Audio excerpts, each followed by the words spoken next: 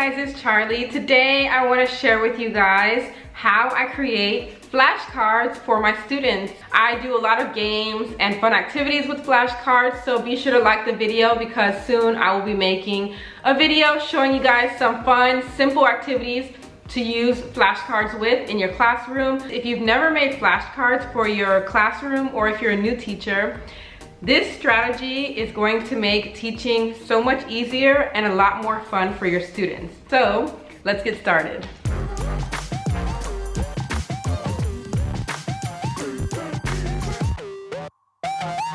It's easier to learn vocabulary words when you have something visual to look at, especially for visual learners. It's a lot quicker and easier to explain what a cupcake is when you have the image. So creating flashcards is very beneficial.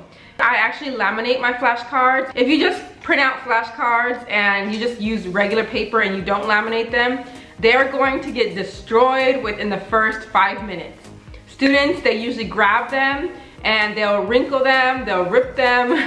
They can be pretty rough with your paper, so having something laminated is going to be beneficial in the long run because for one, they won't get ruined and you can reuse them for a longer period of time, which makes it easier for you as a teacher, and you'll be able to use them not only for your current class but for future classes that may come. I use flashcards for many things: vocabulary, for games, and to get students thinking and able to use the language by pulling a flashcard and they can say a sentence using the flashcard, so it gets the students speaking a lot faster. So the first thing is which program I use. I actually use PowerPoint to create my flashcards and I don't use Word. I actually did a little bit of research before starting my flashcard creation process and I found that a lot of teachers in the US actually use PowerPoint to create their flashcards or any document rather than Word, and I was really curious as to why, and it's actually a lot easier. The setup and the system is a lot faster and more convenient to use than actually using Word to create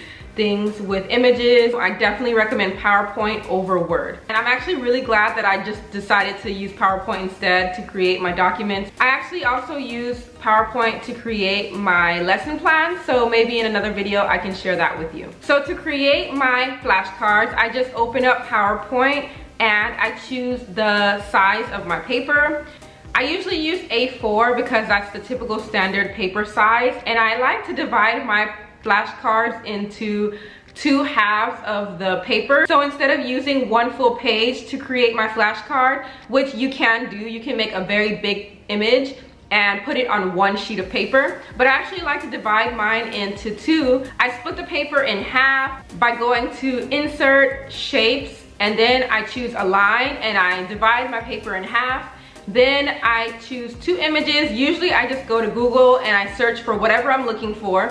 Right now I'm teaching foods, so I might search for ice cream, PNG, and PNG gives you a clear background. If I find an image that I really like but it doesn't have a clear background, I'll go to Photoshop and I'll Photoshop out the background. But for those of you who don't want to go through that, just look up a PNG image of your vocabulary word, download it, then you can move it into your PowerPoint. Put 2 images on one sheet of paper and make sure it's all lined up correctly, and then from there I have a flashcard. All I have to do is print, and that's how I make the basic part of my flashcard.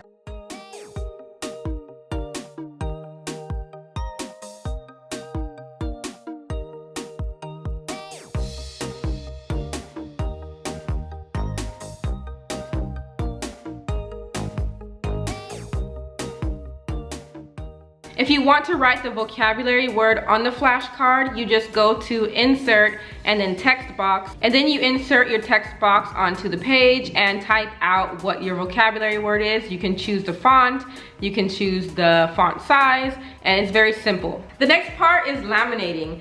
I really enjoy laminating things. It's so much fun.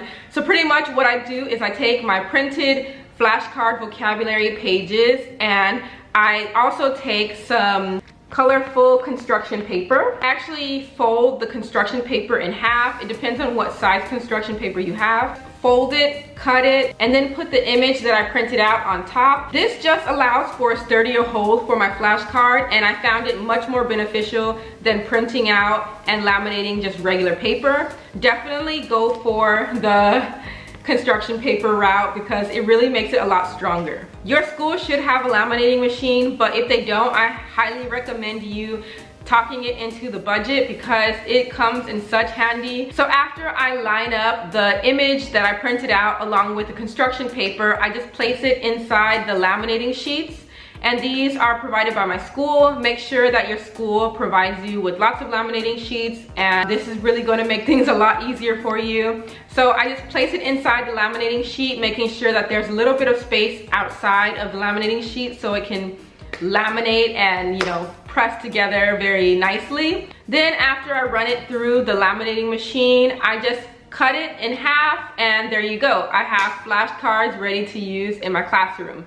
This is very easy and very simple, and I hope that this helps some of you guys who are either starting to teach or are already teachers but haven't been laminating and using flashcards in your classroom. I actually used to create my flashcards like this, where I would have a little bit of color peeking out of the sides, but I actually realized that I was spending more time on making this smaller and making sure I had space around rather than just creating the flashcard itself. I do like this because it gives some color to my classroom and to the activity, but actually this is not so much different. You know, there's still a little bit of color. You can't really see it as much because it's yellow, but you can still see some color peeking through, and the other side is still colorful. So I do flip them over a lot. So I create 2 of these on one sheet. You can also do a full page with one flashcard. That is beneficial for some people if they want to make the image bigger, but for me, I think having 2 images on one A4 size paper is the perfect size for creating flashcards for my classroom. The reason why I create 2 of the same flashcard is because I like to play games.